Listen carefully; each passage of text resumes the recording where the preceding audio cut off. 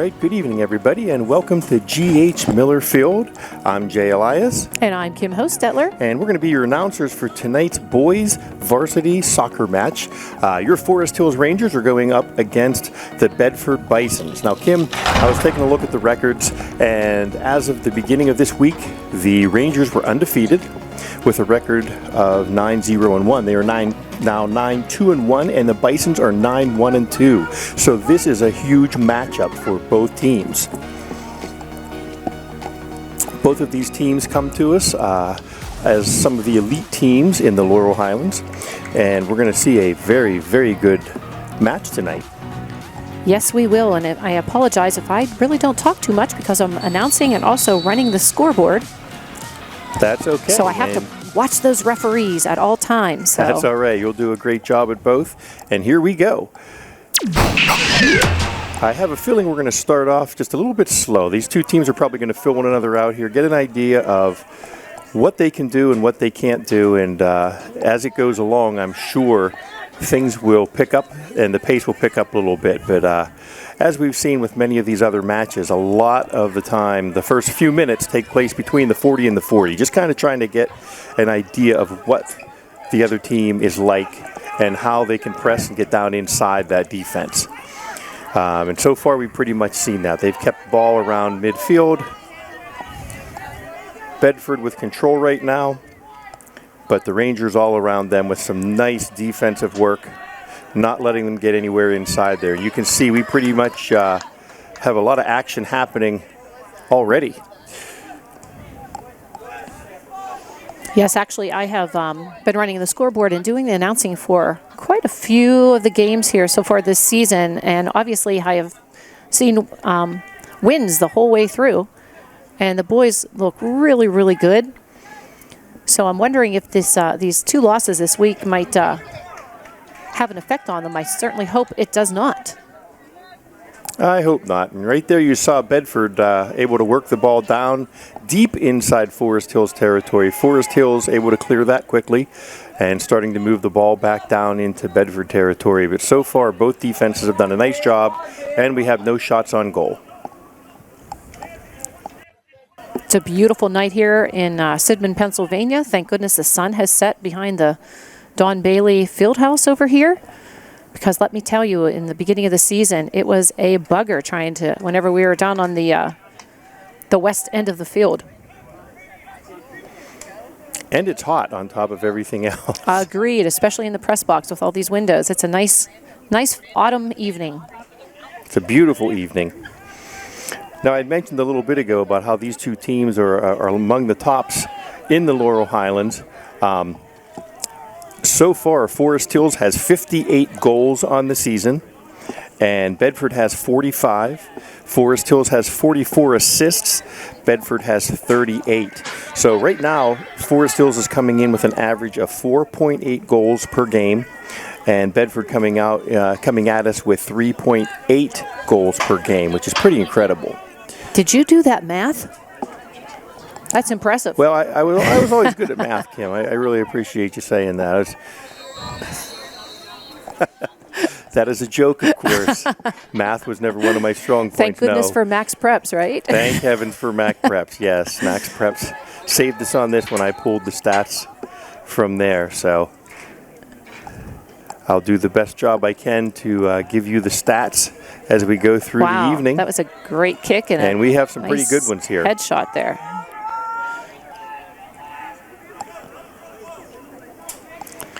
And so far, we're almost 4 minutes into this game.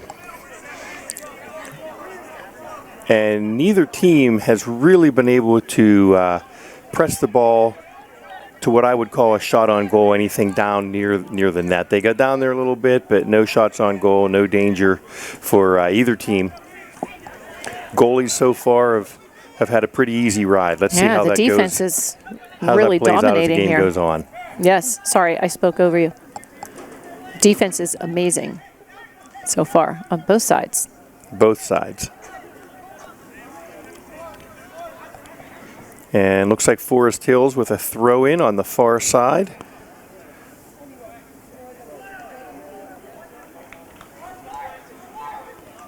And I noticed we have 3 referees here tonight, which you normally don't see that until you get into the playoffs. So that just kind of gives you the idea of how important this game is and what this means to the playoff spots for both of these teams. We have 3 referees here tonight.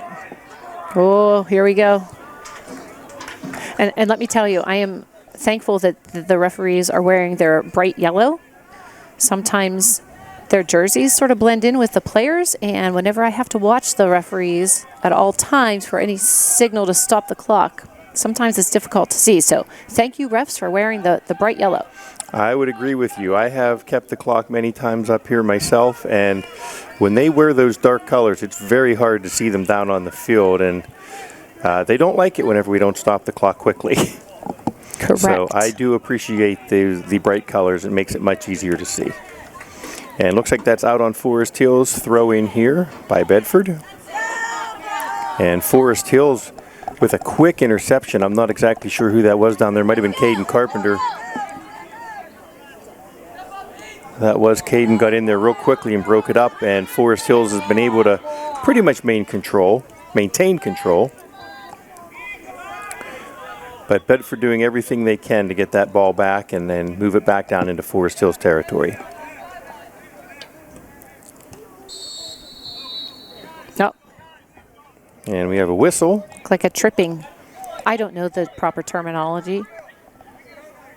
He slashed his calf. Is that what that means?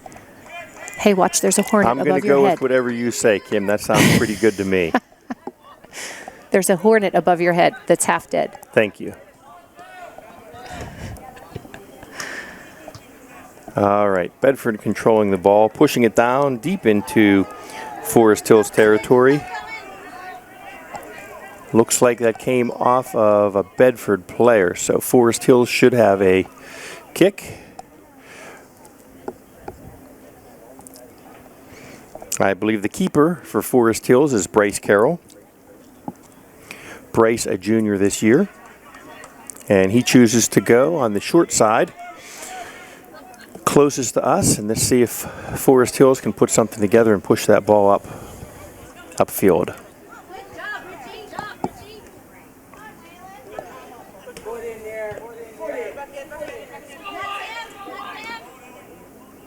I am smelling some yummy food coming from the concession stand. I smell that too. It smells like hot dogs and sauerkraut. There we and that go. looks like our first shot on goal from about the 30-yard line. Bryce did a nice job corralling that. It might have actually not even made it into the goal. It looks like it might have been to the right side, but he did a nice job stopping it either way. Bedford takes control again, trying to set something up, push deep down into Forest Hills territory. So far, though, the Forest Hills defense doing a nice job not allowing them to get anything back up near the goal.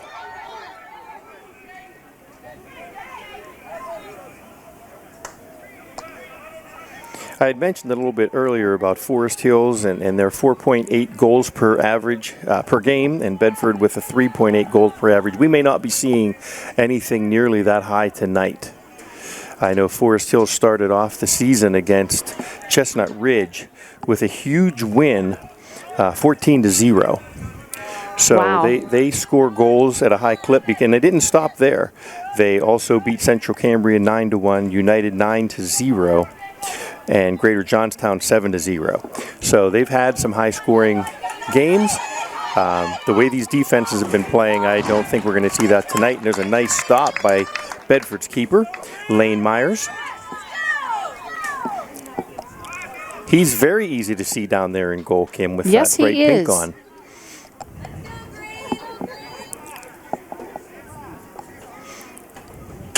And Forest Hills with a corner kick.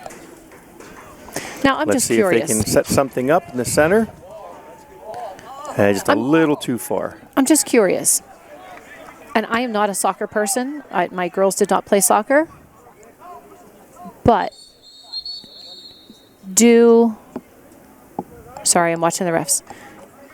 Do the goalkeepers purposely wear something bright so that whenever the opponent is trying to get that ball into the goal, they're sort of like, they see the brightness and they aim towards it. Is that a strategy? I've never heard You know of what I that mean? as a Instead of like strategy, looking at to be the honest end, with you. like where he's not. Right. I believe they wear whatever colors they like. Okay. They don't have any Just specific curious. colors they have to wear. So No, I know they don't have to wear it because I've seen all kinds of colors. But I just didn't know if that was sort of like almost a distraction. Like if you're going to, if I'm a player and I'm going to go for a shot on goal, the first you almost like want to kick it towards that color or whatever's there, you know? Right. Instead of the where he's not. That could be, although I don't necessarily know that they would want to draw the attention of the other team. They could possibly. That's something we may have to ask the keeper sometime. Yeah, I'd be curious to know.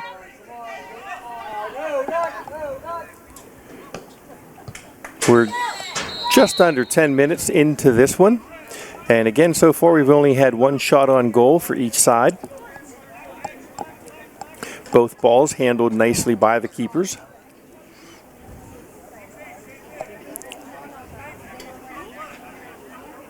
And I'm not sure what that call was. I think he put his hands like on his hips. So maybe it was like a block of some. I don't know.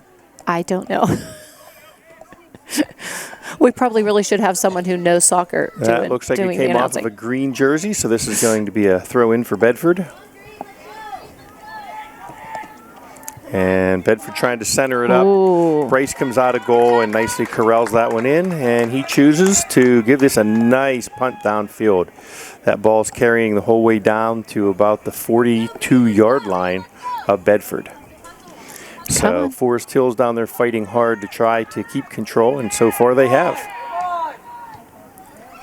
They push the ball back up towards the goal, but keeper comes out and easily corrals that one and hands that off to one of his players so they can continue downfield and try to set something up.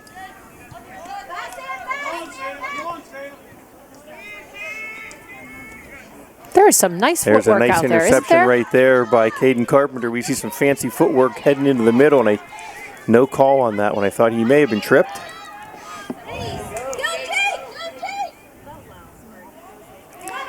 Forest Hill's trying to set something up there. Not able to turn that ball back around, though.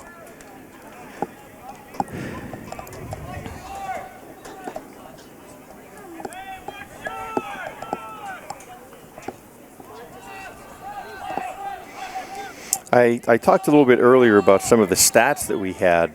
Right now, in the state of Pennsylvania, Caden Carpenter is ranked 5th in both points and goals. He has 71 points on the season and 31 goals. So he is having a fantastic season for Forest Hills. Of course, Caden, a senior, also the kicker for the football team. Yes.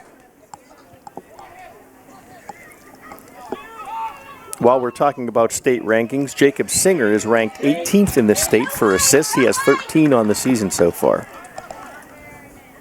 That's wonderful. So we've had a very good season.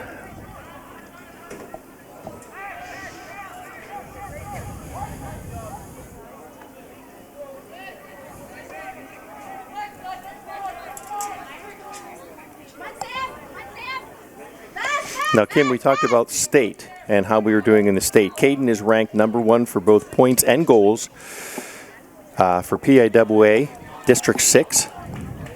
And Hunter Adams is right behind him with points. He has 26 points on the season. He's ranked 6th for points, and he's ranked 6th for goals. Wow. So we have some players that are right up there. Jacob Singer is ranked number 1 in D6 for assists with that 13. Caden is ranked 3rd with 9 assists, and Logan Strayer has 7 assists. He's ranked 4th. So we're doing well in District 6. We're also doing quite well in the state as far as our rankings go with the individual players. And as a wonderful. team. Proud of our boys.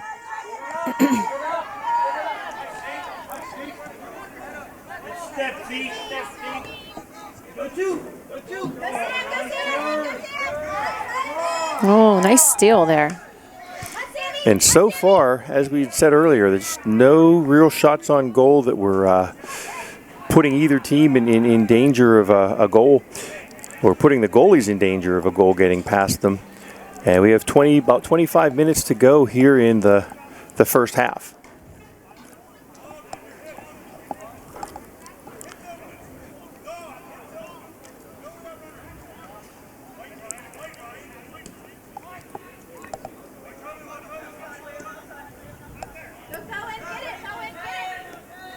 Both teams fighting hard to get something set up. Both defenses doing a real nice job keeping that ball away from the goal.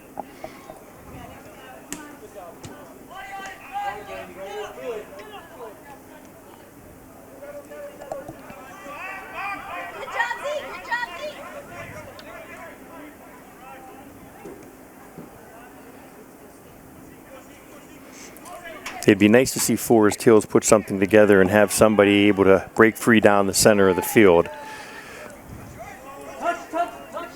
But so far, Bedford defense has done a nice job not allowing that.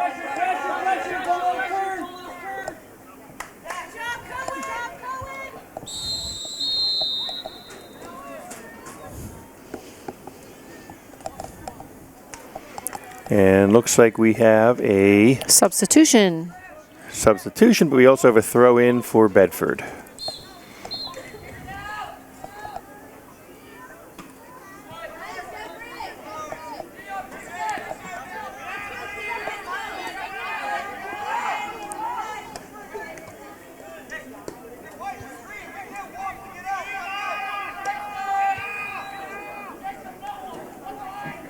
Forest Hills doing a nice job to break that up. It looked like Bedford was starting to set something up. They weren't able to push forward, got it back into their defense and started to set up a push towards our goal, but nice defense at midfield there, able to break it up and start going the other direction. Looks like we may have a trip here. Have you noticed, though, a lot of the players are on both sides are slipping? It must be that dew must be on the field. 'Tis the season for lots of dew on the field. Yes. And as I look across, look at all of the people on Bedford's side. They have a lot of people on their team. A lot of boys. They do have a lot of boys. I noticed that whenever we pulled the rosters up, yes.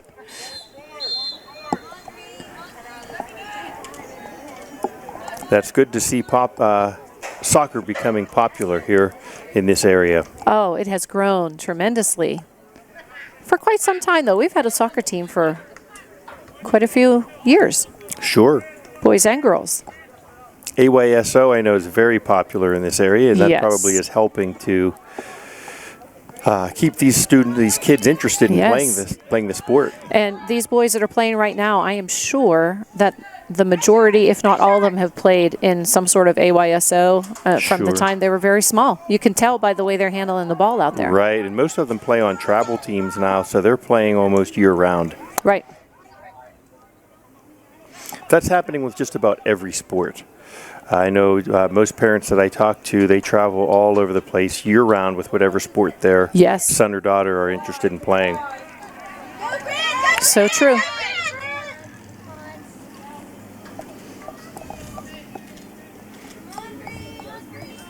Things were a lot different from whenever we were kids, and you basically played one sport, and It was you started at the lasted a beginning of the season, Yep. you ended at the end of the season, and that was that. You didn't really play much in between unless it was a backyard pickup game. Yep, that's so Nowadays, true. those backyard pickup games have turned into travel teams to go all over the country. Right. And like you said, year-round.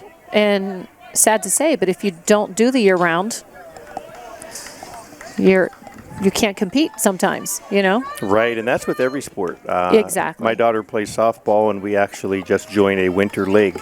So we'll be traveling and playing all winter as well, indoors. Yep.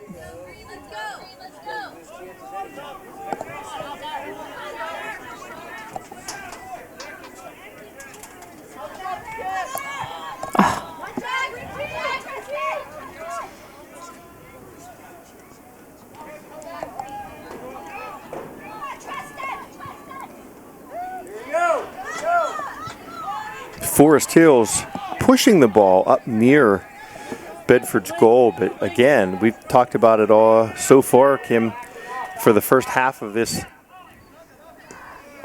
first period, or first half of the game, the defenses have just been incredibly tough, not allowing anything in there at all, really. Yes.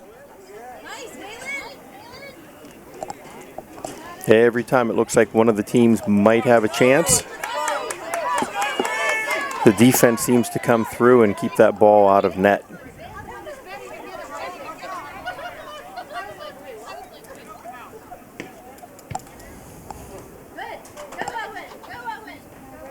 Ooh.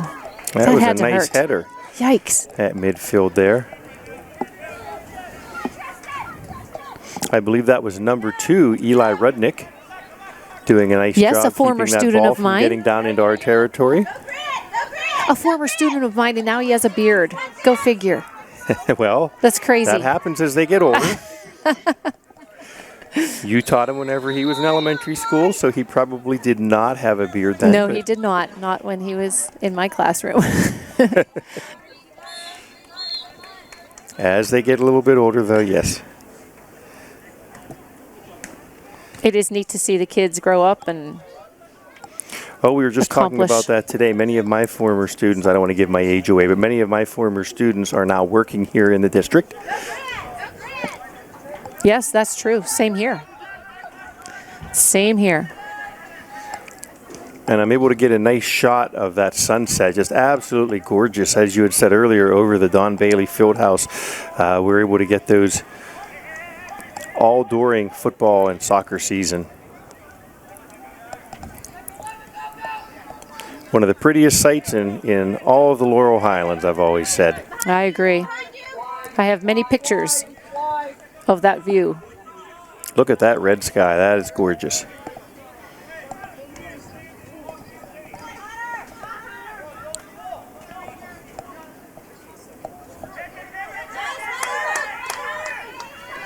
Come on, come on. Oh, oh. Oh, oh. It looks like we had a couple people get tangled up there. We had one of the Bedford players go down along with the keeper. Everybody seems to be okay, though, which is good.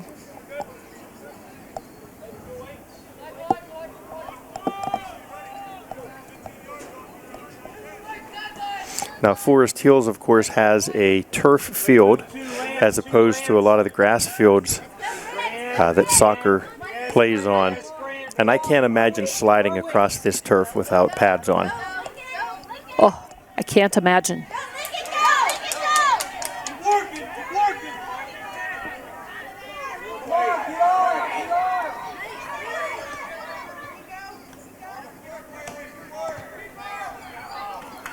And almost a shot on goal. I don't think we're going to call that quite a shot on goal. Keeper did a nice job stopping that. That it was was to the left. Well, I think that was a shot. You think on that goal. might have gone Heck in? yeah. Okay. It was a pretty long shot from about the 40-yard line. We'll call that a shot on goal and stopped by Brace Carroll. Only 17 minutes left in the first half, and the score is still 0-0.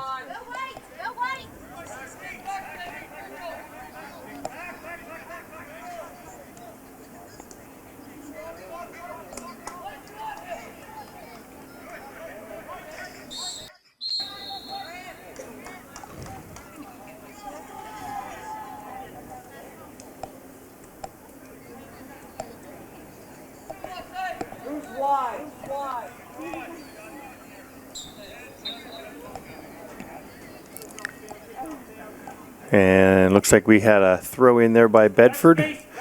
Again, they're going to try to set something up. We have about 16 minutes to go in the first half. And we'll probably see a lot of action, I would imagine, from both teams. We still have a score of 0-0, and I'm sure both of these teams would like to change that before this half ends.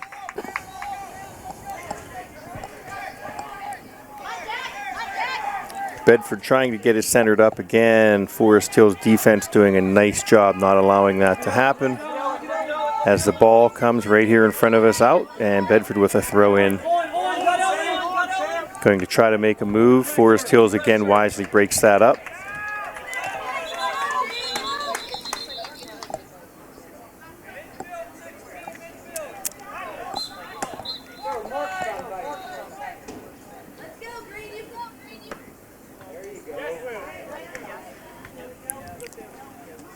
And so far we've had a very clean game. Not a whole lot of whistles from the referees. As I had mentioned earlier, we have 3 referees out there keeping an eye on things, and they're doing a nice job keeping control of the game. And both teams are doing a nice job not allowing anything to get out of control, because these are 2 very fast teams, as you can see. And we had another shot on goal there by Bedford. Ball sails over top of the goal safely, almost going through the uprights.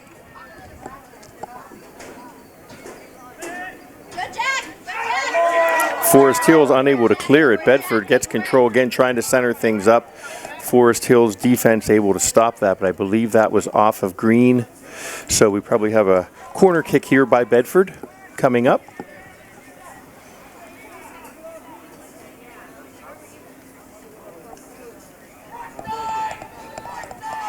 And we do. You see all of the Bedford players gathered near the center of the field, up near the goal, hoping we can get something, hoping they can get something inside there and get a shot on goal. And he centered that up nicely. And I wasn't sure what number that was, but he had his head on that, tried a header, but was unable to control the ball, and it trickles out. So Forest Hills able to clear it this time. Bryce Carroll setting up here for a kick.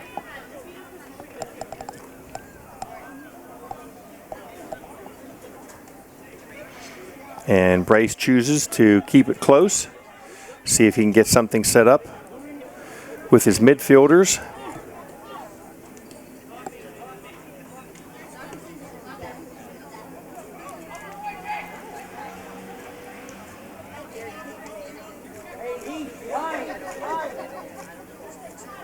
Bedford had control for a minute, but Forest Hills able to break that up at the center of the field, and they're pushing it down inside Bedford territory. Do we have somebody that can get control? No.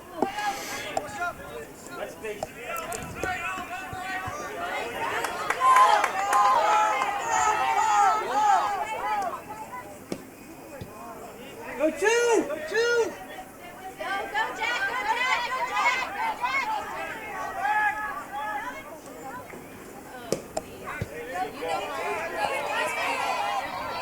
Oh, we have something centered up here. Can we get a shot on goal? Oh, broken up by the Bedford defenders nicely. Again, Forest Hills trying to center it up. Just missed that header in front of the goal, and the ball sails out. I'm not sure who touched that last. I believe it was Bedford.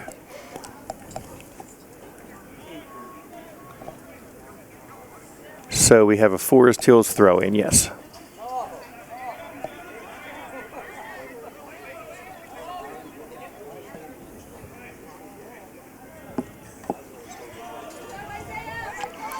And I must say, this has been a pretty evenly matched event so far, as we had talked about both teams with very similar records, both teams with similar playing styles, and you can't really say that the ball has been on one side of the field more than the other. It's been back and forth. I agree, yes. Not a lot of shots on goal, but the ball has been pretty evenly matched or set between those two sides.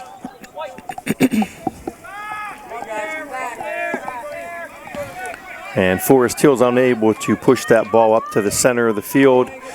And Bedford has a throw in, but here we go. Waylon Gaunt trying to get control of things. Had it for a second. Let's see, can we control the ball? Set something up, get a shot on goal.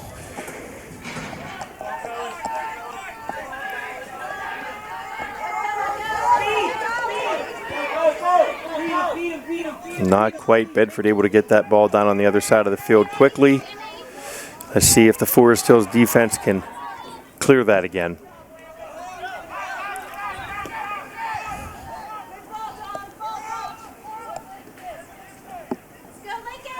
As a mom,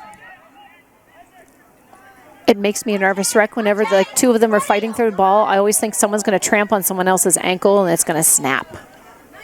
It makes me so nervous. And as you say that, there's a nice strong kick downfield. No ankles damaged during that period of play, Kimberly. Well, you know, like with the dew on the ground and the It just makes me a nervous wreck. And again, Bryce Carroll comes out of goal, able to stop that. And a nice strong kick.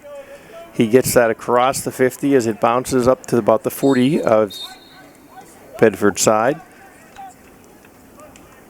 And looks like it must have come off of green, so we have a Bedford throw in on the far side of the field at about the 40-yard line.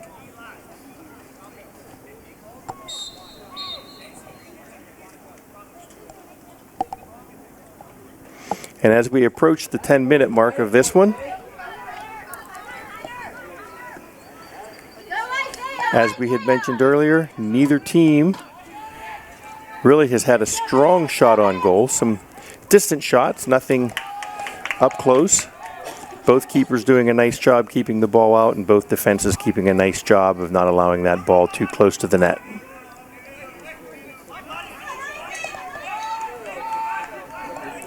Play has opened up, of course. We talked earlier there'd be a lot of play between the 40 and the 40 at the beginning of the game. It has opened up, obviously, since then. But neither team has been able to put a real strong push on and get a good shot on goal yet.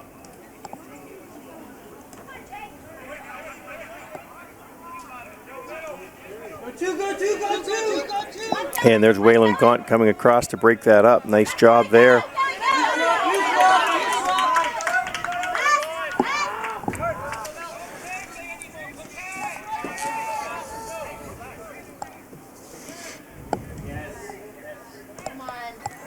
And again, Bedford trying to take another long shot on goal from about the 25-yard line. Sails to the left of goal. Bryce didn't even have to make a play on that one, but here he comes with a kick. It was to the right of the goal.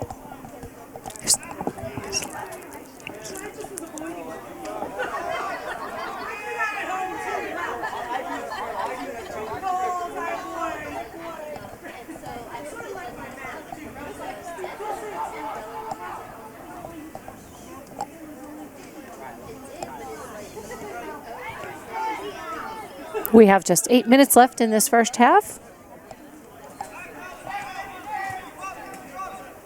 And again, we talked about the ball has been pretty evenly placed on both sides of the field. Neither team has tilted the field and had the ball over there. Right now, Bedford having their turn down between about the 30 and the 10 of Forest Hills. We saw a lot of that happening on the other side of the field just a little bit earlier. So very, very evenly matched teams. Bedford desperately trying to set something up here as we approach the 7-minute mark of this one. Hoping to get something centered and get a shot on goal.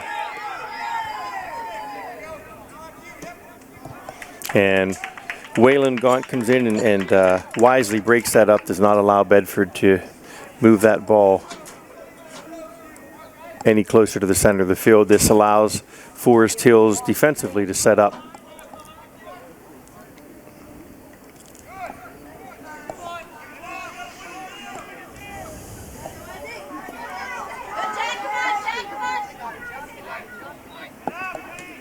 We have Isaac Dibble out there in the center of the field fighting hard, but Bedford able to maintain or regain control of the ball, I should say.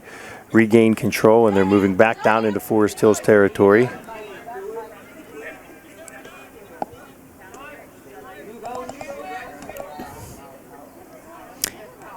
They are definitely evenly matched. It's amazing. You can tell their records are very similar. Yes.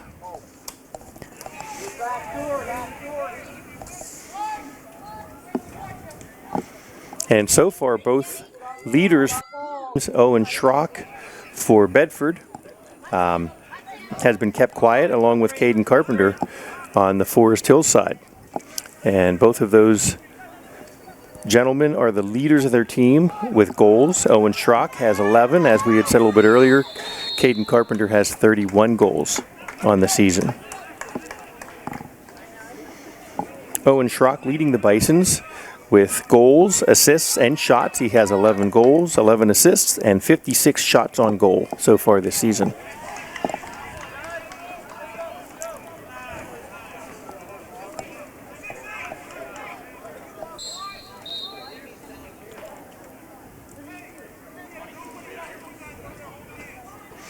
And as we get this late into the first half, you start to see the players with their hands on their hips. They've been out there now for 35 minutes fighting hard. Starting to get a little bit winded. You wonder if they aren't going to either get some substitutes in the second half, or maybe these guys will just be able to rest up enough. Yes, just 5 minutes left in this half.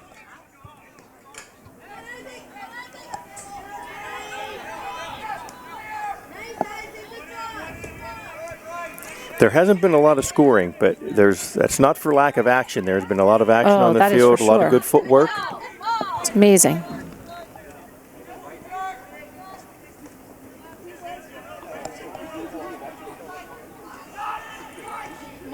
And there we have a nice, hard shot on goal from the far side of the field, about the 15-yard line with Bryce Carroll. Nice job diving over and corralling that ball. And then again with that nice strong kick up to about the 50-yard line. I had a feeling we were going to hear that whistle. Isaac Dibble was getting a little bit aggressive in there. Maybe maybe a little bit of a push. A little bit.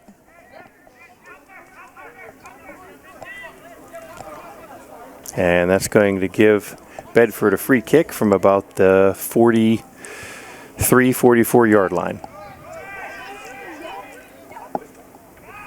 Bedford unable to get that centered and set anything up in front of the goal. Forest Hills desperately trying to clear that ball and get it going down to the other end of the field. We're approaching 3 minutes to go in the first half. We may start to see a lot of action from both sides.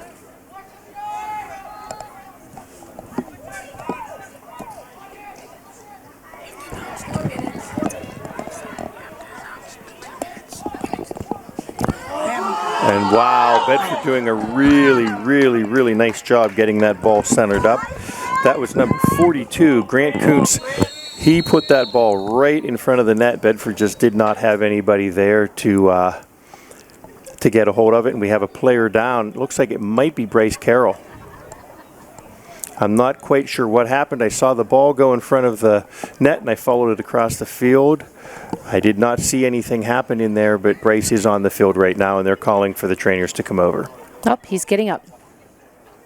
He is up and moving. Okay, we're about to resume action. Again, Bryce Carroll did have to come out of the game. The referees felt that the injury was enough that they needed to bring the trainer out. Trainer for Forest Hills, Jamie Long, had to come out onto the field, which means that Bryce has to come out of the game right now. Isaac Velko is the backup keeper, and he is in right now in goal for Forest Hills. We are just under 3 minutes to go in the first half, and Bedford with control right now.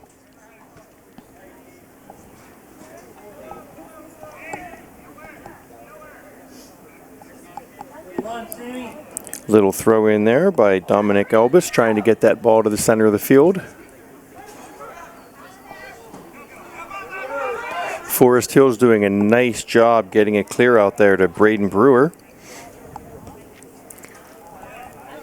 It's nice to see some of those younger guys getting in on the action too for Forest Hills. Pardon me, I'm going to have to call the 2 minutes. You go right ahead.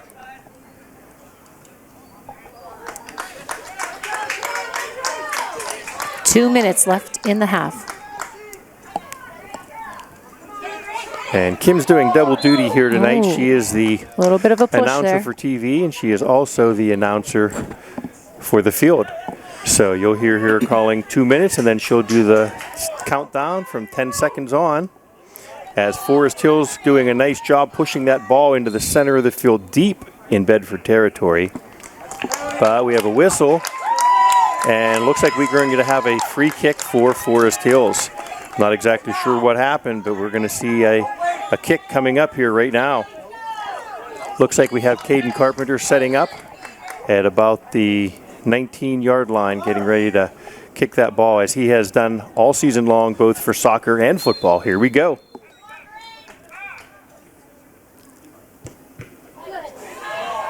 And Bedford able to block that one. And the ball sails way over the fence.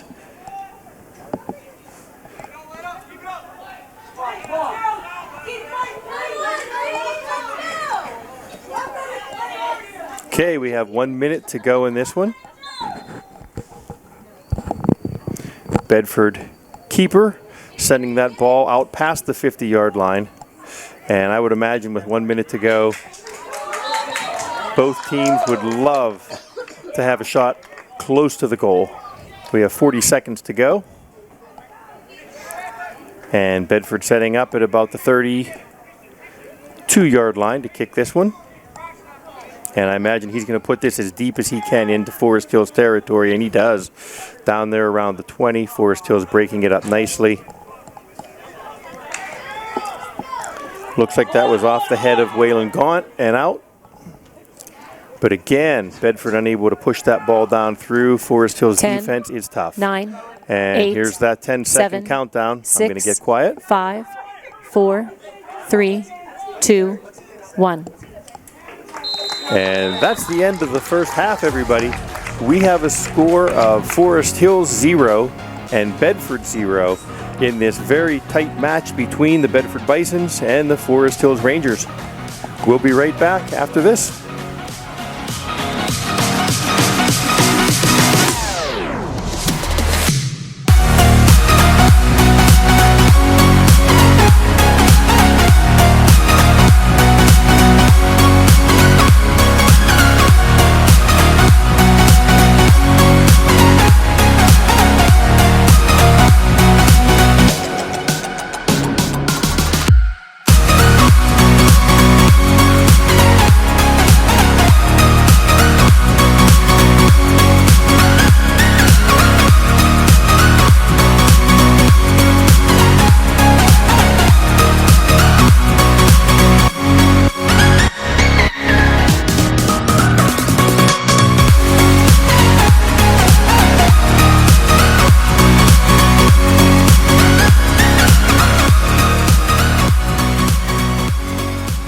Okay, here we're into the second half, and I just made it up into the press box. Yes, because I sent him down to get me some pierogies and candy for my dinner. And fortunately, they were out of pierogies, Kim, but I was able to find you a bag of peanut M&Ms and a Snickers bar. It's very nutritious. Very. Got a little bit of peanuts there. Lots of protein. Protein, chocolate, it's all good.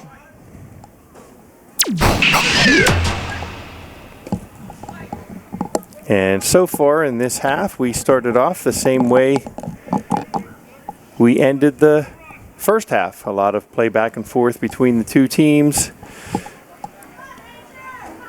Nobody really pushing down into the other team's end, at least not very deep into the other team's end. And looks like that was off of a white jersey, so Forest Hills with a throw in.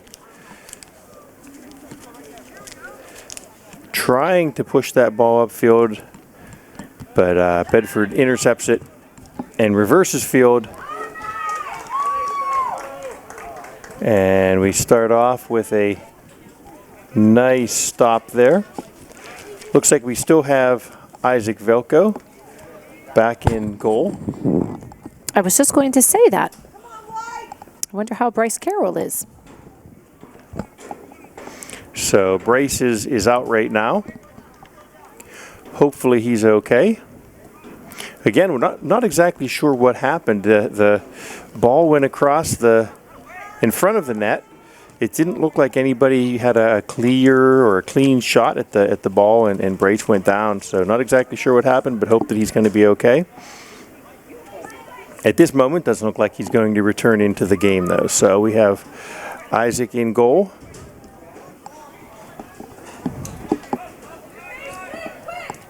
Get up, Ryan. Get up, Ryan. Drive, Ryan.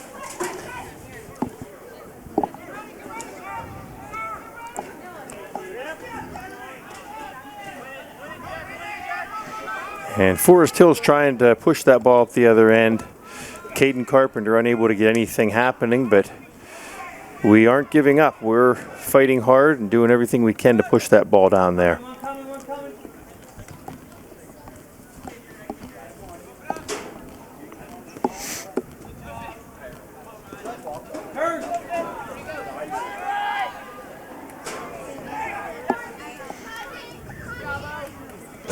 I'm sure at halftime, both coaches were talking to their teams and saying we need to get our main guys involved here. Those guys that did all the scoring all season long, we need to get those guys more involved in the game and get them some shots on goal.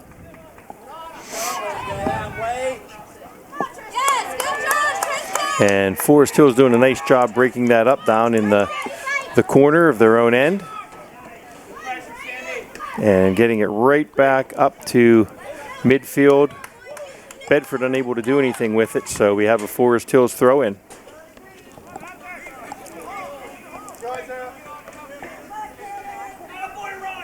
We have an opportunity for Forest Hills to do something here. Trying to get that ball back in to Caden Carpenter. Unable to do so, broken up by Bedford.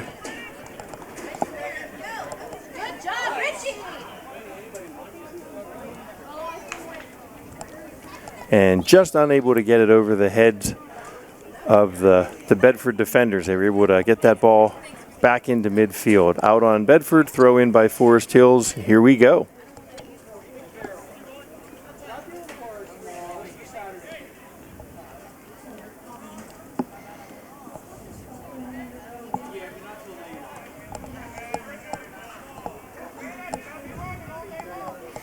And Forest Hills able to push that ball down near the goal, but we only have one guy down there. It looked like Braden Brewer was down there. He needs some help, and there's that help we were just talking about, Kim. Yes. Oh, and a quick shot on goal. Looked like a left-footed kick possibly on goal. Yeah. With 34 minutes and 30 seconds to go in the second half. And I'm not sure if the keeper was able to get a piece of that. It looked like it came off maybe the corner of the goal there. But a real nice shot on goal for Forest Hills. I wasn't able to see who that was, Kim. Could you tell? I think it might have been Caden Carpenter. I think it was Caden, yes. Who also was a former student of yours. Yes, he was.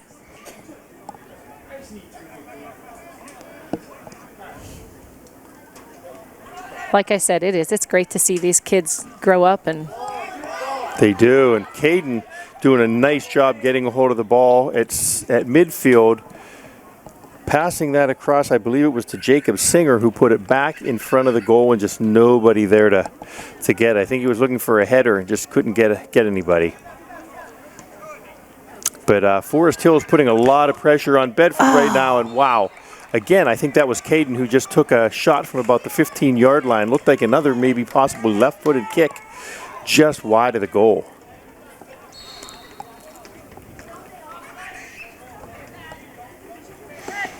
So I'm sure one of the things that Carlos Gonzalez, head coach of the Rangers, talked about at halftime was we need to get a lot more shots on goal. We need to put pressure on the keeper of Bedford and keep that pressure there. And so far, Forest Hills has done a nice job of that.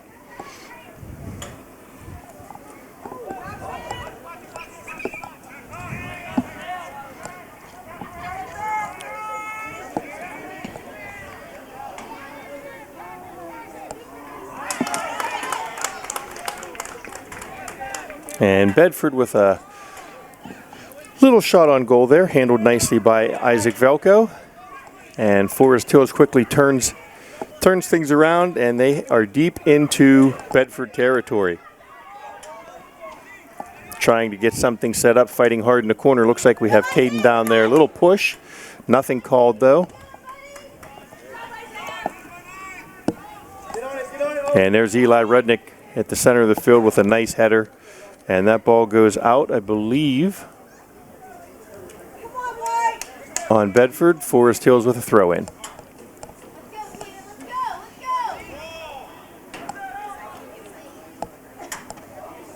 And Caden again doing a nice job in the corner, almost getting that ball set up at the center of the net.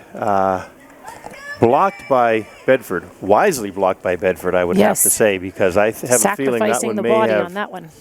had a chance to go in.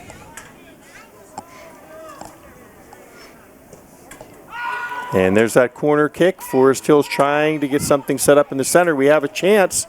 Oh. Unable to get the ball Come controlled. on. There's a shot, and I think it's in. I believe that's in. No. It They came didn't off count the it in. top post. Oh, came off the top post and must have bounced back out. Wow. A lot of action up near the goal there.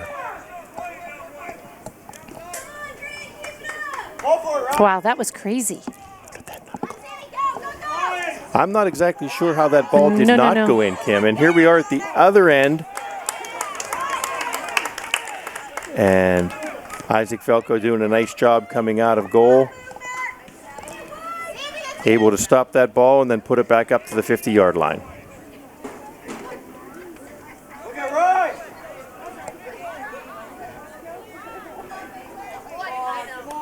Now, most of his team was still set up around the 50, so he didn't put a lot of air underneath that ball. That was more of a line drive. I think he was trying to get that ball, almost like a pass, trying to get that up to one of his teammates so that they could get something happening. And as we're saying that, ball travels safely over top of the Forest Hills goal. Isaac setting up to kick again.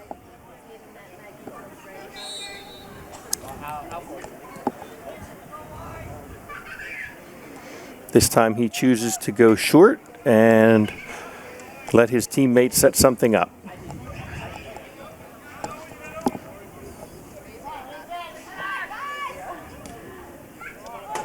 Bedford trying to set up a shot on goal.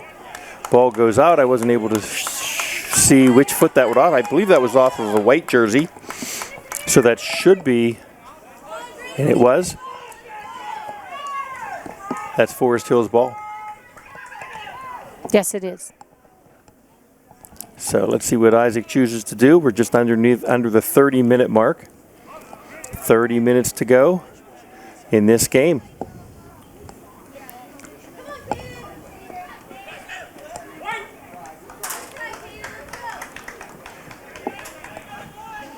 Caden Carpenter fighting hard over near the sideline here on the near side. Unable to maintain control of the ball, goes back to Bedford. But Forest Hills quickly gets it back. Can we set something up? Ball. That is most that had to definitely a hurt. handball. And you could tell by his reaction he didn't want that to happen. I thought it hit his face. I'm sorry? I thought it hit his face, but I guess it He didn't. had his Thank hand, I think he goodness. put his hands up to protect his face, and he right. realized he, oh my he should have goodness. tried a header instead, but here we go. Self-defense. Forest Hills trying to set something up in the center.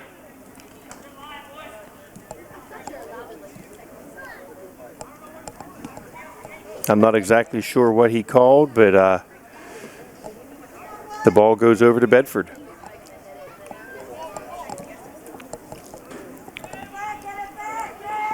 With 3 referees on the field, they aren't missing a whole lot. Both teams have played a pretty clean game, and referees have not missed anything. They've done a nice job keeping control of this game.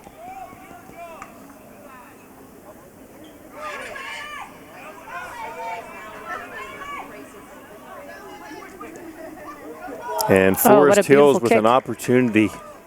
Centering that ball up, and Caden just couldn't get there. I saw him look over at his teammate, and he gave him a sign of maybe about 1 inch. He had about 1 inch, and he would have had a shot on goal.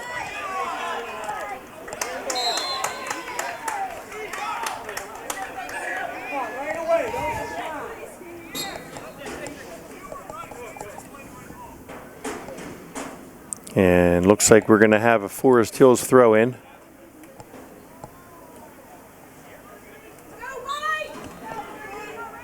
Or Forest Hills kick, I'm sorry. And oh, that looks like a shot. Oh my, right at the goal. We had a little collision in front of the goal between the goalie and one of the players from Forest Hills. I couldn't tell who that was. Everybody seems to be okay though. Ball travels to the left of the net, and we have a kick coming up for Bedford. I believe that collision was between Bedford's keeper, Lane Myers, and Caden Carpenter of Forest Hills.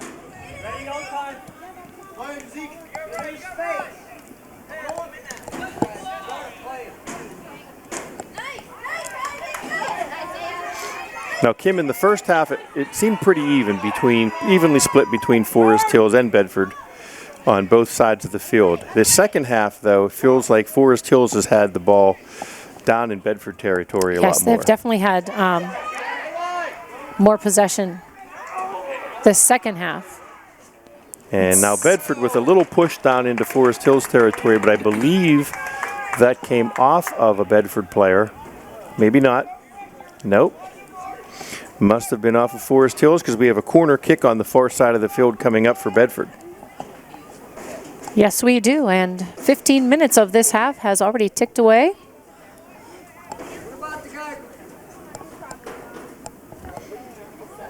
And this looks like a good opportunity for Bedford if they can make something happen. And it just goes past everybody.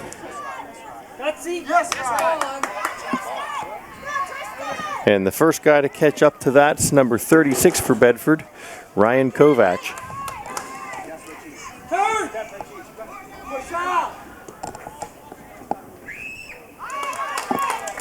And little shot on goal there from about the 25-yard line, but Isaac Velko has no problem corralling that one in and putting it right back downfield.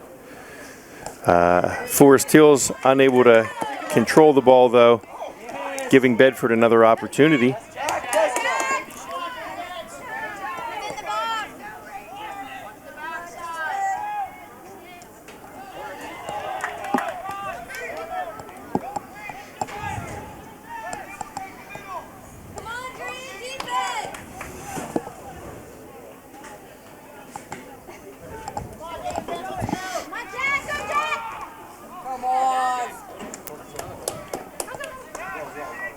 So I know I'm looking ahead here, but what happens whenever we have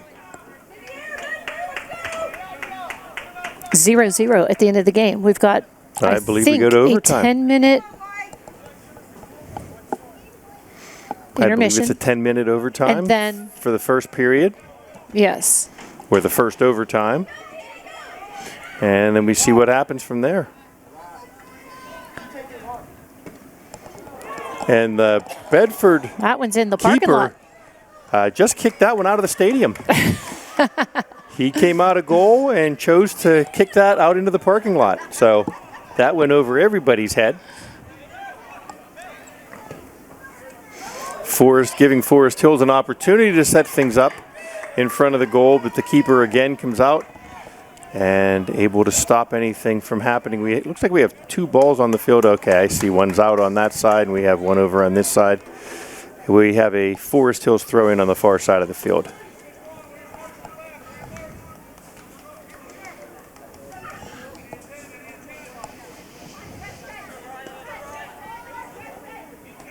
That's right.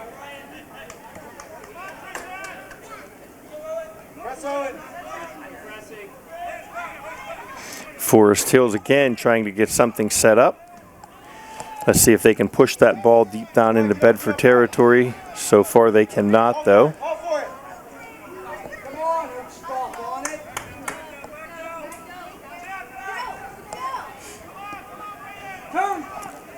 Something tells me we're going to see these two teams playing again in the playoffs. You aren't kidding. Very evenly matched. Very tough defenses on both sides. And some high-scoring teams, but we're not seeing that high score tonight. Defenses are very, very, very tight, not allowing anything in goal. Good job, Ryan. Come on, Green, you can do it. Look at Cohen. Go two. Forest Hills with a nice steal. Trying to get something set up again. And able to push it down into Bedford territory for a moment.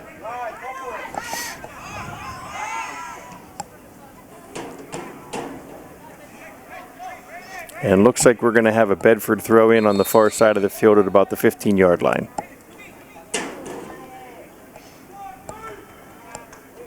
Let's go, Green. Let's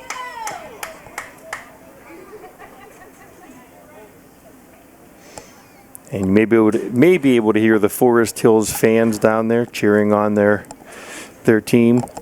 Both teams hoping for something to happen here. As we approach 20 minutes to go in the second half. The second half is halfway over already. Good job, Ryan. Let's go, Green. Let's go. And an opportunity here for Forest Hills. They're pushing the ball again deep down into Bedford territory. Caden trying to center it up, just nobody there, a little too far. Looked like he might have had Waylon Gaunt on the other side of the field there. Unable to catch up to the ball though, and we have a Bedford throw in.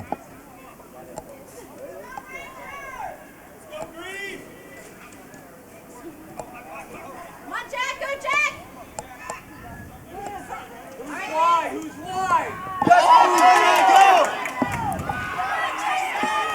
Nice, Tristan. Bedford with an opportunity there, able to push the ball deep down into Forest Hills territory.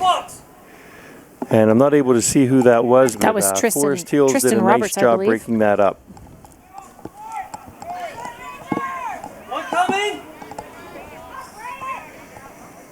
It's really hard to see the numbers whenever they're coming towards us like that.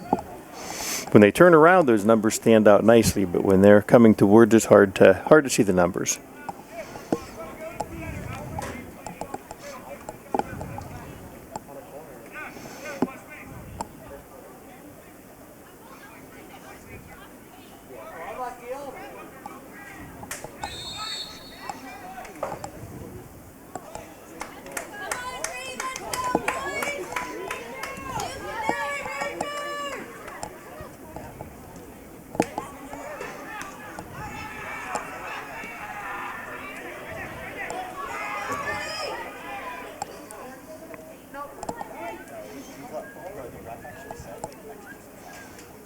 Moving, White, moving. And Forest Hills able to control things at midfield. Let's see if they can set something up now. Broken up by Bedford, but Take the space, take the they really don't have many players up there to help out. At least not yet. wide.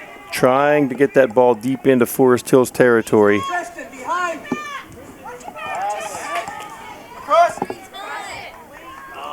Able to get it across the field. They get it centered up again.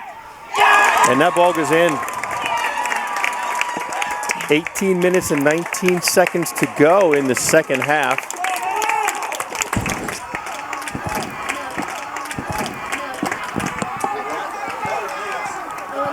And a Bedford goal.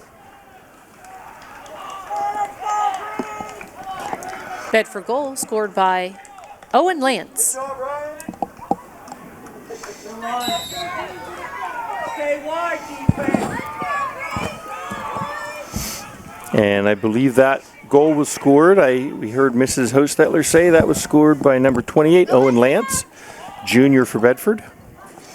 That makes the score 1-0 Bedford.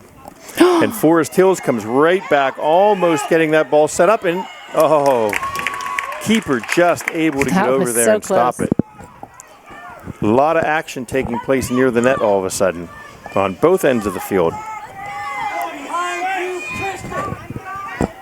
Hi, Henry. And Looked like two of our own collided there. I'm not exactly sure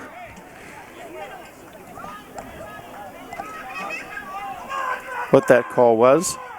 Thought it might have been a trip, but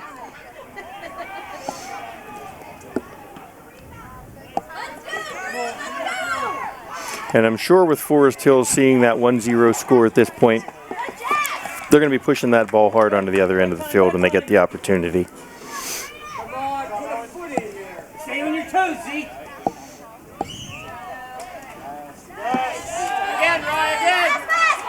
foot. And Bedford doing a nice job in this second half, able to pushing the ball down there to the near side of the field to Ryan Kovac.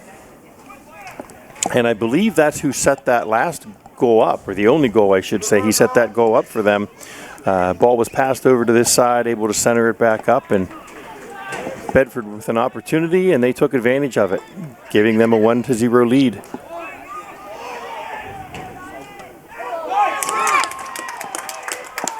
Forest Hills unable to clear it.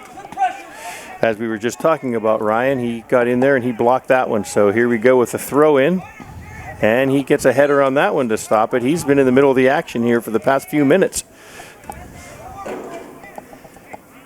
Forest Hills tries to clear it, unable to do so. And on the near side, we have Ezekiel Brambley with a throw in for Bedford. Ball turn. Good vision there, Zeke. Talk to him, talk to him.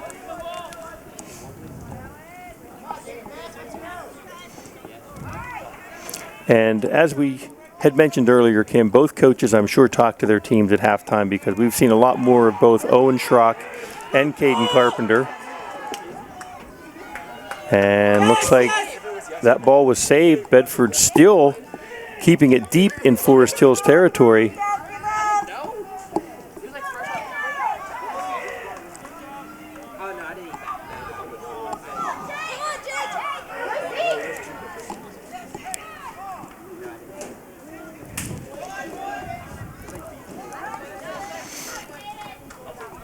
Pass unable to be handled by Caden Carpenter. Bedford gets control of it and goes to the far side of the field.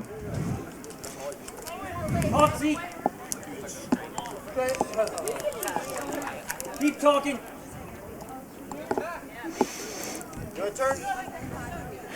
Bedford realizing they have something happening here with Ryan Kovac on the near side of the field, and they continue to just feed the ball to him over here, hoping he can get something centered up. We're under 15 minutes to go in this one. And Forest Hills with an opportunity to put this ball deep into Bedford territory and maybe get something happening for us.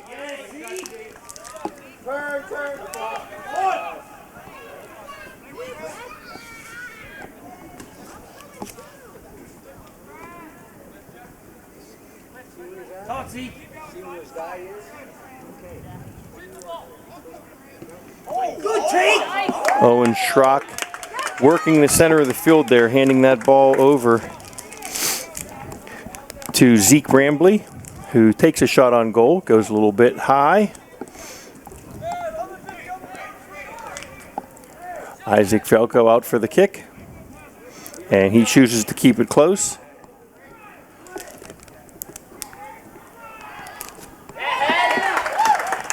And as Forest Hills tries to get something going, Bedford breaking that up again, keeping the ball deep in Forest Hills territory with just about 13 minutes and 20 seconds to go.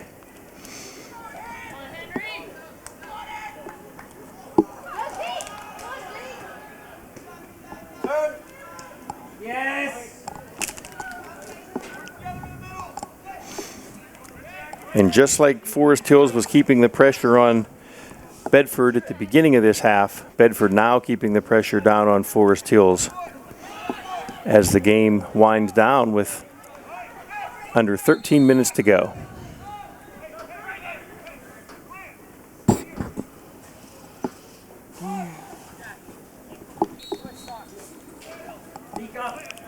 Isaac Velko with another kick. And this time he chooses to kick it a little bit deeper. But Bedford able to corral that ball in, control it, and move to the briefly into Forest Hills territory. But here we go, Caden Carpenter with an opportunity.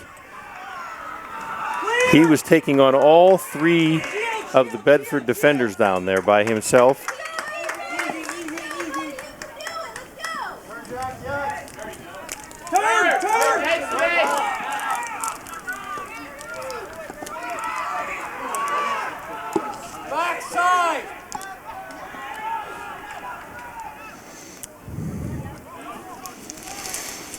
Bedford with control of the ball on the far side of the field.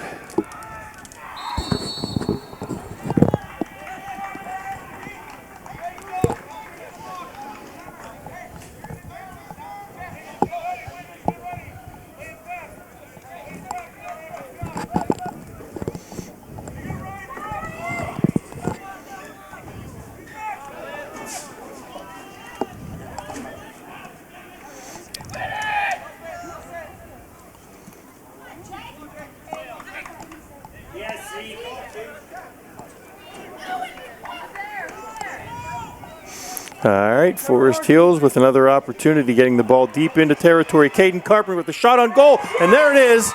There it is. Caden Carpenter hits the far side of the goal. Beautiful. Streaking down the center of the field, able to get between all three defenders, and takes that kick off of his right foot and buries it deep in the net. Forest Hills ties it up with 11 minutes and 4 seconds to go. We have a 1-1 score. Here we go. Brand new soccer match. Wow. And I must say, we spent a lot of time on the east end of the field over here. Something tells me these next 10 minutes are going to be very exciting. You aren't kidding. Got seat coming. Bedford pushing just about their entire team up into Forest Hills territory. Looks like we may have had a trip from behind.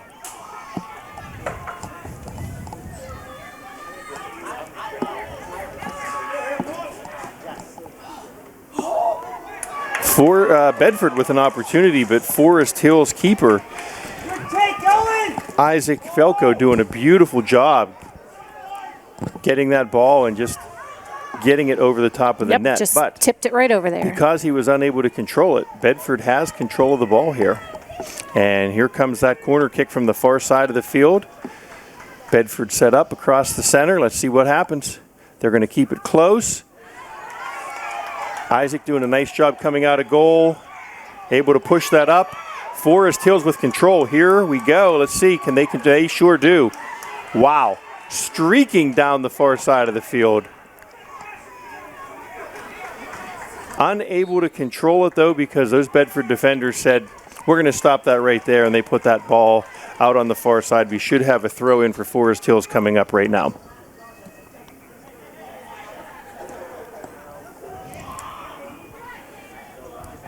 And as predicted, lots of action in this. At the end of this one, 10 minutes to go, and there's ball being pushed to both ends of the field, desperately trying to get another shot on goal.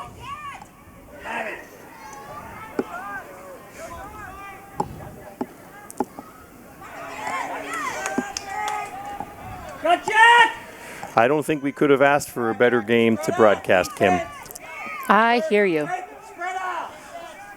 This is so exciting.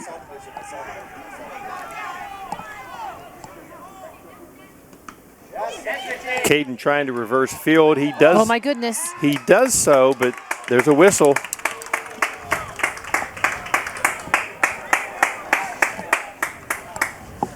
What was that call? I didn't catch that at all. I'm not sure what the call was. I see hands in the air, and Bedford has control of the ball now. Caden fighting hard to get that ball reversed, and he looked like he did it. He had somebody up front, but there was a call.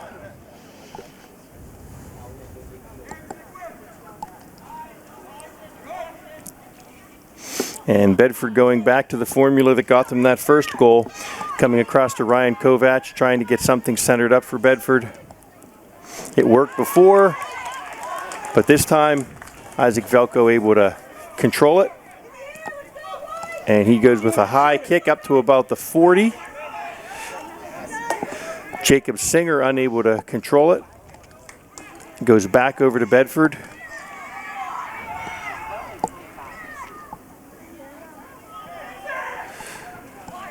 As they try to get something centered up. Forest Hills defenders doing a nice job clearing it.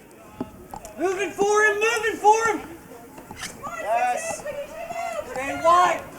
And I don't know if you can hear it, but the fans are starting to get a little bit riled up now as this game winds down. We're down to about 7 minutes to go. Still tied up 1-1.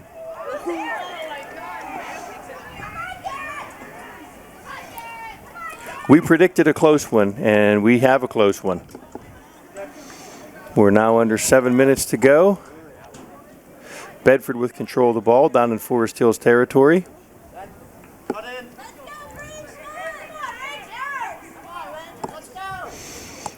Pass across to Ryan Kovac, quickly out to Zeke Brambley, trying to get it centered up, nothing happening.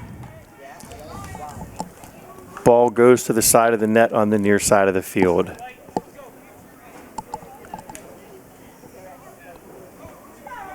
Substitution for Bedford. Looks like they brought in number 3, Lincoln Sipes. They did, and he's immediately in the middle of the action. Go, win this, win this. Pressure. And as you look across the field, Kim, I believe you had mentioned a little bit earlier the number of players that Bedford has. It looks like they have a whole other team over there. And then you look at Forest Hills bench, and we just have a couple of guys that can sub in. So this Forest Hills team has been playing for almost 35 minutes now in this half. And they played almost a full 40 minutes in the first half. So these have to be some tired kids. You aren't kidding. When they come over on this side of the field, you can see it in their faces. All of them, really. I mean, they're hustling out there. Got time, got time, got time. On!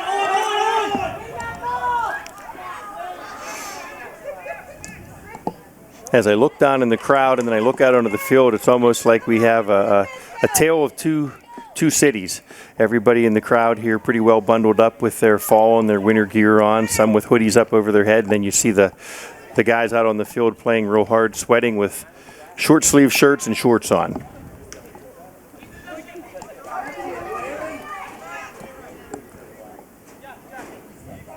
And we're approaching 5 minutes to go.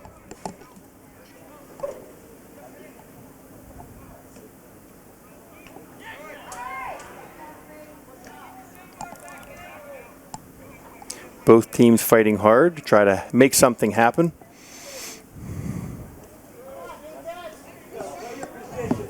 Bedford with an opportunity to set it up. Isaac Velko races out of goal and just beats Lincoln Sipes to the ball. Yes, great save. Great play by our keeper. And then a great kick all the way out to about the 48-yard line of Bedford.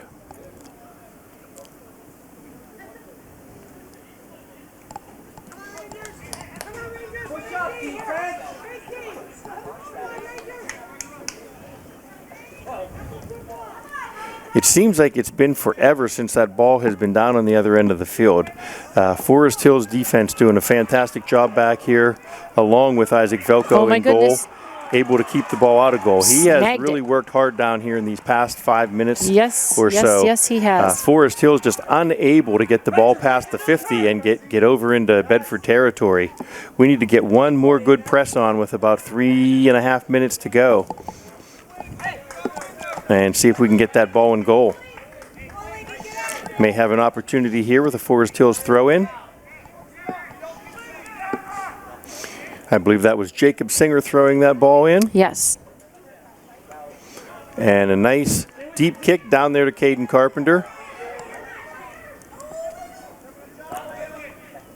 who's able to get it. And between he and Hunter Adams, it looked like they may have had an opportunity, but ball comes back the other direction. Bedford with control again. On the near side here, we have Zeke Brambley once again working that ball down in a little bit closer. Gets it to Jack Becker. And again, back over to this left-hand side. Before we had Ryan Kovac over here, and now we have Lincoln Sipes both working this near side of the field down near the goal.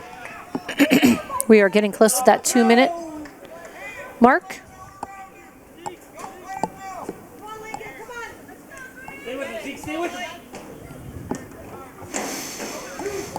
And again, Forest Hills unable to clear it much past the 50, and Bedford pushing it back down into Forest Hills territory as we approach the 2-minute mark. We desperately need to clear that ball and get some pressure down on the other end of the field. As the clock winds down, we don't want to see it stay on this end of the field.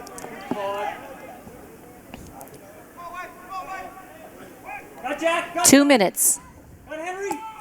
Yes, shoot it. And you heard the call there. We have 2 minutes to go. 2 minutes to go in the game, still all knotted up at 1. And Bedford still putting pressure on Forest Hills down on their end of the field.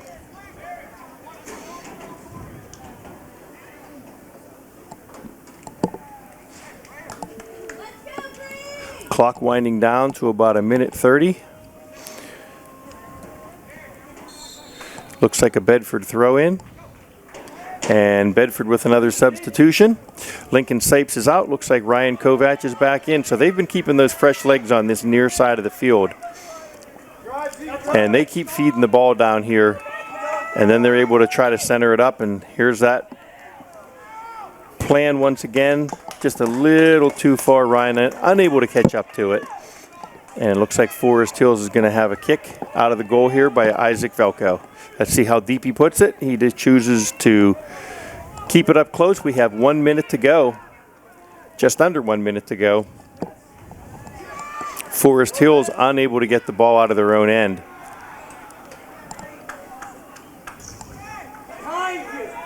And this time I don't think Bedford's going to take their time. They're going to throw it in just a little bit quicker. Intercepted by Forest Hills. Again, cannot clear the ball.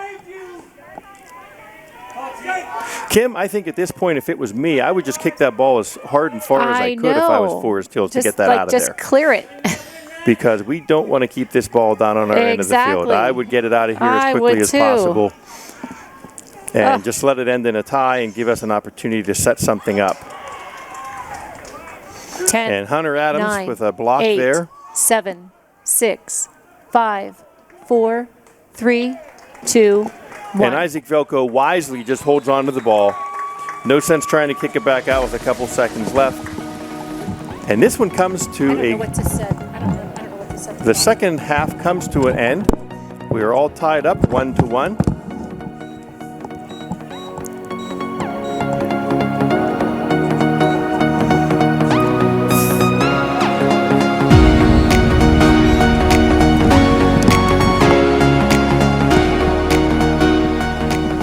Okay, after a 5-minute break, both teams are ready to go here. We have 10 minutes in this first overtime. And is it sudden death, I believe, right? Oh, yes. If either team scores, the game is over.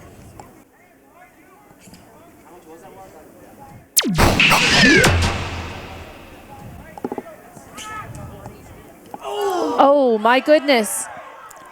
Woo, that was a close one. Come on, guys, turn around. Take 2. That's a bad throw. If neither team scores, we go to another overtime. But if either of the teams scores here, the game's over. Correct, yes. It's sudden death.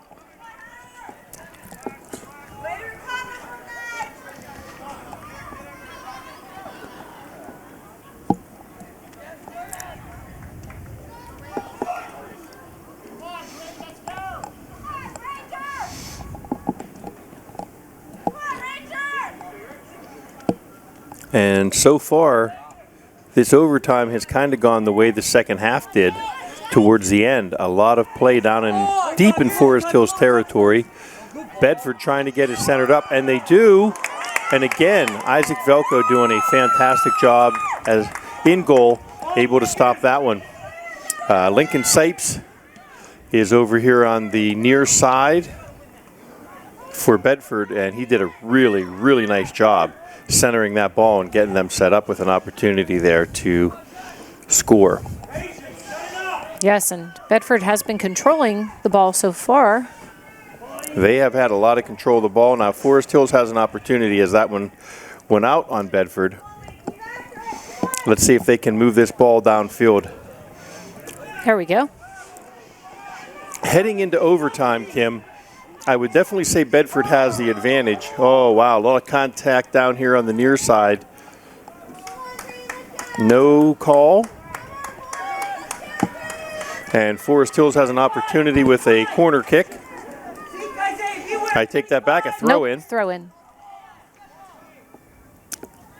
And centering it up nicely. Oh, and it looked like we had an opportunity. I believe that was Eli Rudnick over there. I take that back. That was not Eli Rudnick. I see him back here on the defense. So I'm not exactly sure who that was over on the far side.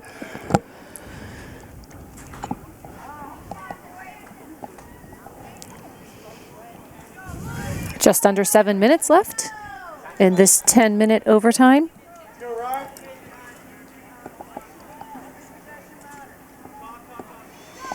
And Caden Carpenter with control of the ball for a minute, or a second, I should say.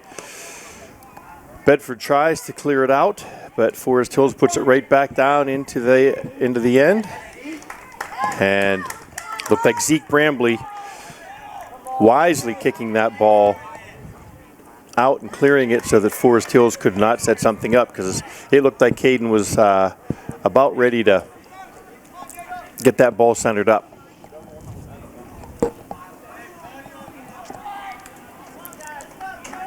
Ball travels out of the back of the end zone, giving Bedford an opportunity here to kick it into Forest Hills territory, which not able to do so. Forest Hills defense stands strong. Isaac Dibble coming up and keeping that from going any further.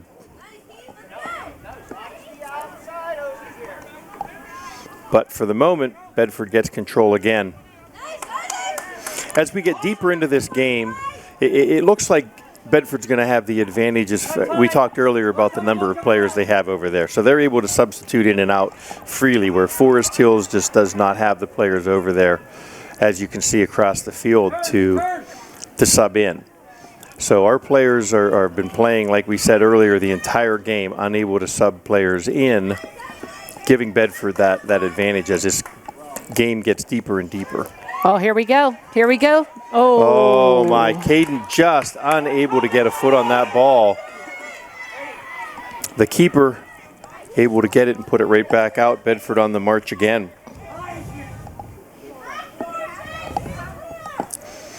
I think at this point it's imperative for Forest Hills to get some pressure down there on Lane Myers and keep that ball on the other end of the field for a while. I agree. Tell you what, it's getting We're pretty under chilly. 5 minutes to go in overtime. It's getting chilly.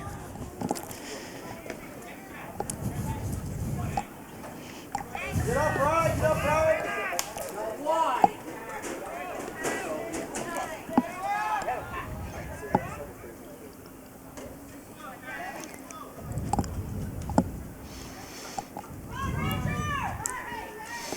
And Bedford with control, trying to set something up down in Forest Hills territory from about the 20-yard line. And there they go with the,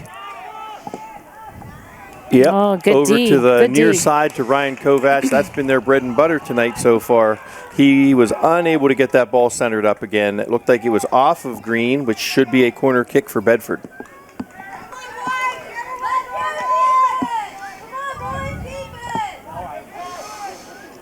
Ryan now shifting from the left side to center. And let's see where Bedford chooses to put this ball. I'm going to guess close to the net, as close as they can, which they do. And wow, streaking in front of the net with a header. I don't have a number on there, Kim. I don't know if you can help me out with that one. Wait until he turns. It's hard to see.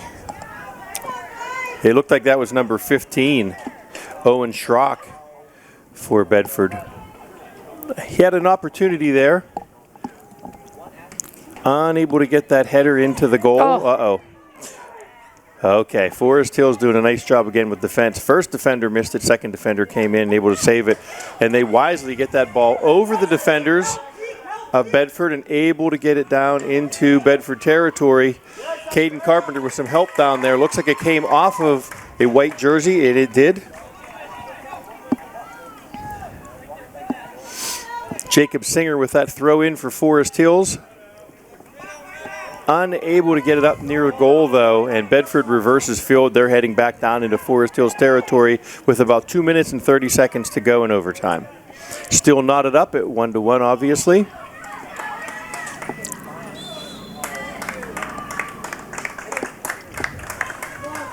Forest Hills once again with another opportunity and a throw in here with about 2 minutes to go. They should have the ball back in play, see if they can set something up. And instead of a throw in, they're going to choose to kick it. And boy, that's a nice ball up near the goal. And Bedford does 2 a minutes. nice job clearing it, but Forest Hills putting it right back in there. All kinds of pressure. 5 Forest Hills with 2 minutes to go. 2 minutes to go in overtime. And Caden Carpenter just sort of takes a little kick there and tries to push that ball up near the goal. I think just at this point there's a lot of desperation, hoping something can go in. Minute 30 to go. They put the ball off the foot of Owen Schrock, the leading scorer for Bedford this season.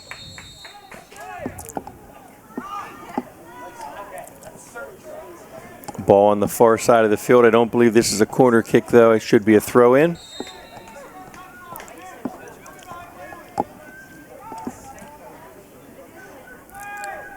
And we approach 1 minute to go. We're at the 1 minute mark. In overtime, let's see if Forest Hills can clear it, get control and clear that ball. At this point, we don't want to see the ball on this end of the field again near the end of overtime because Bedford's going to be doing everything they can to push it up here. I see Lincoln Sipes back in on the left-hand side. I wouldn't be surprised if that ball does not go across to him, which it does right on cue. He does a nice job. And again, a header in the center of the net. Sails over the net. And Forest Hills with an opportunity to put this ball out near midfield and maybe get one more shot on goal. We have about 20 seconds to go.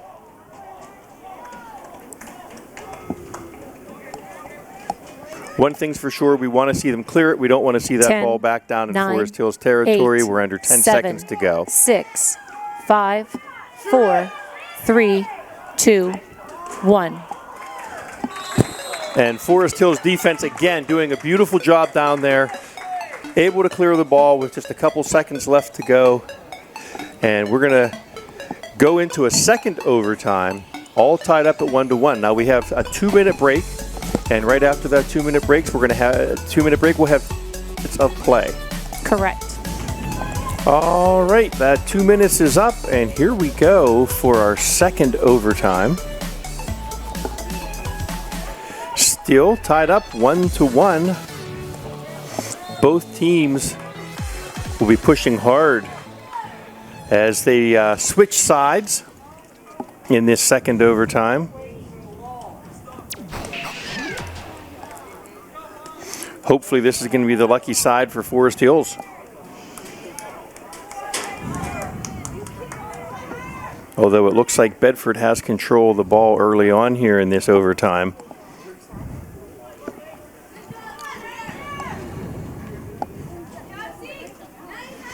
You know, it's a shame there has to be a winner in a game like this. And I don't say that too often because I always like to see a winner. But both teams were so evenly matched. Both teams have played so hard.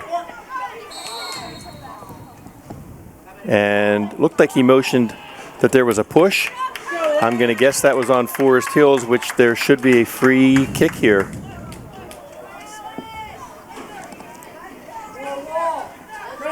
Forest Hills building a wall in front of the goal.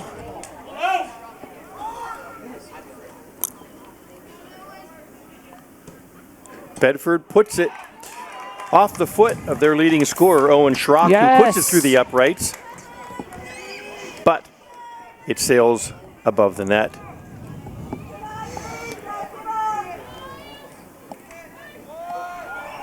And again, Isaac choosing to keep that ball close in Forest Hills territory, trying to set something up. And again, Bedford able to get control of it down here on this side of the field. And Isaac doing a nice job keeping the ball out, but Bedford still has the opportunity. That ball's still centered, still taking shots. And it finally goes out the back of the end zone.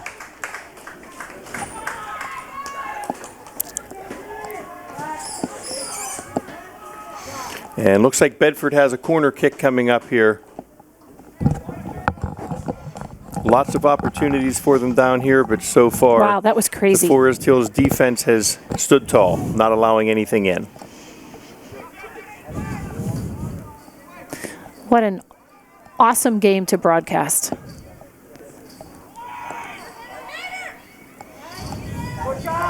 And Bedford unable to center it up. Forest Hills unable to clear it out, so play continues. Shot on goal. Isaac goes for it, does not touch it. So that is going to be Forest Hills ball off the side of the net.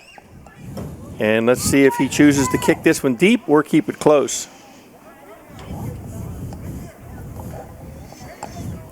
I'm sure Coach Gonzalez has some sort of a plan here and some sort of a play. And we have a whistle. Once again, stoppage of play. Forest Hills has control of the ball. Bedford going back to set up defense.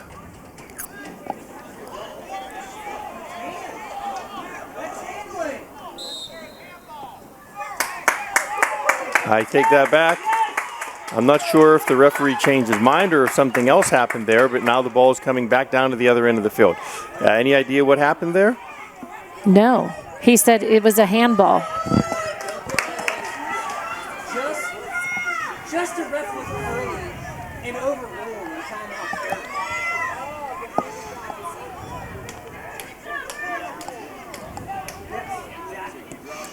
Bedford trying to get that ball into the center of the field in front of the net, unable to do so.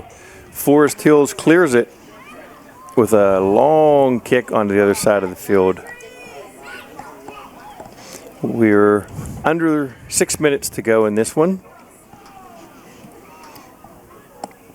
And Bedford with a little throw in, trying to get something set up.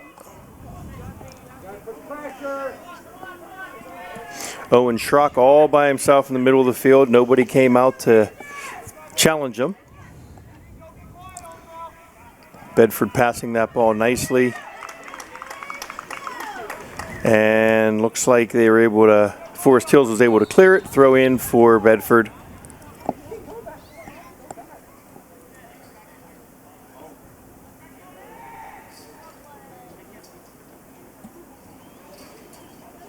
Little header to the center of the field. Bedford trying to get it set up, but Forest Hills defense standing tall once again. And they do clear this one. Just rolls into Bedford territory, but Forest Hills able to get some control, just not quite able to get the ball to Caden Carpenter. He was right in the middle of the field there around the 40. I think the plan was to get the ball to him, have him split the defense like he did earlier and get down there where it's just him against the keeper. And chances are when it's just Caden against the keeper down near the goal, Caden usually wins that matchup.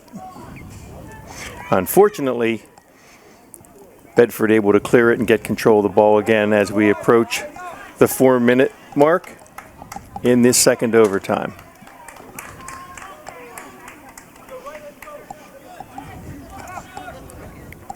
Now, Kim, here we go. We have the ball. Isaac Velko back. Would you put this ball deep or would you keep it close and try to set something up and move the ball down the I field? would say deep. I agree with you, and apparently Coach Gonzalez agreed with both of us because he had Isaac put that ball deep.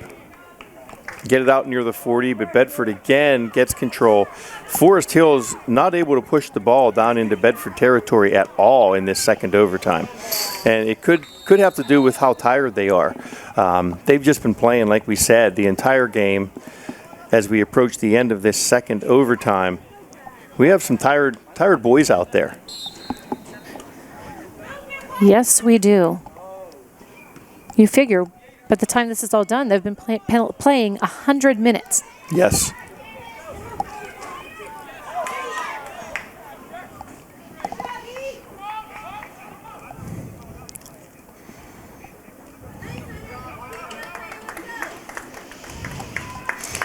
That's a long time to be running up and down a field. You aren't kidding. And you can see we have players out there with their hands on their sides.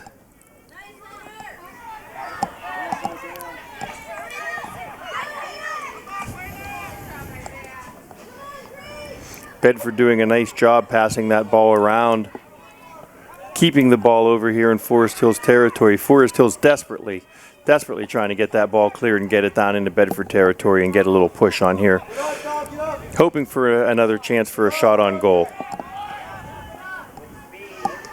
Coming up on that 2-minute mark.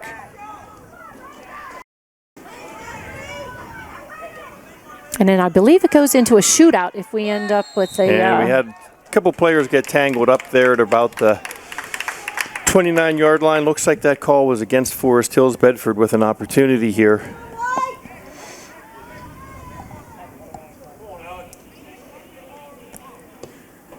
And that one sails to the far side of the net and out. You heard that call, 2 minutes to go.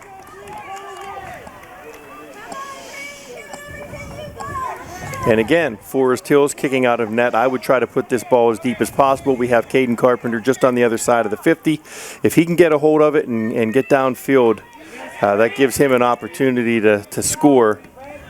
And Forest Hills wisely clears that and breaks it up so that Bedford doesn't have an opportunity to push up near the net.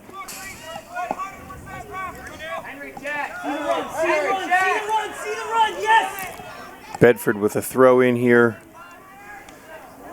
Almost able to get it into his player. But Forest Hills defense breaks it up, able to get it out to around the 50.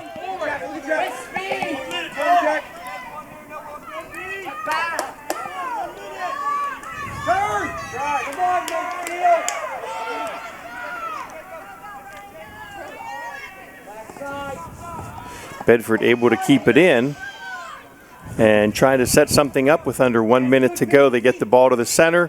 Forest Hills defense again kicking it out. Caden almost with an opportunity to run without. And I see a handball out there, and it was a handball on Bedford. Forest Hills with an opportunity with 30 seconds to go. Opportunity with 30 seconds to go. They kick the ball deep. Broken up quickly by Bedford.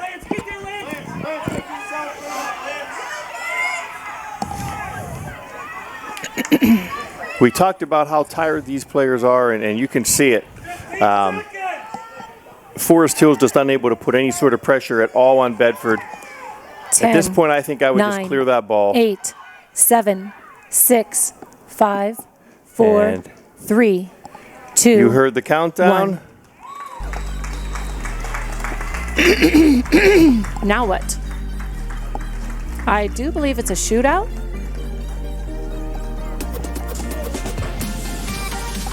Or does it end in a tie? It may just end in a tie. Oh, it looks like people are getting up to go. Yes. So, I thought that it was a shootout. Well, we talked a little bit earlier, and we said it would be nice if both teams could win, and I guess this is about as close as we can get to both teams winning. You know, I could have sworn last year. Oh, and you know what? I believe that occurred in a playoff game where you have to have a winner. So that's why So they have a shootout. I was going to say we have to have a shootout, but not in the regular season game. Not in the regular season game. Okay, well. Oh, that's right, because our record is now 9-2-2, correct? And Bedford's record is 9-1-3. 9-1-3. So they've had 3 ties this year. Forest Hills has had 2 ties, and this was everything that we talked about. We said that they were 2 very evenly matched teams. Congratulations to both teams. Safe travels home, everyone. And you heard the announcement. This game is officially a tie. Congratulating both of the teams on a hard-played and a well-played game. Very clean, very few whistles in this one. And both teams just played hard. Keeping the ball, Forest Hills in the first half, keeping the ball down on Bedford's end. Bedford keeping the ball on Forest Hills' end in the second half. And then we went into overtime where Forest Hills was mainly on the defense and able to hold off any sort of mounting pressure that Bedford could put on them there. And we're going to say goodnight on this one. Congratulations, as Kim had said, to both teams, and good night, Forest Hills. Yes, good night, Forest Hills.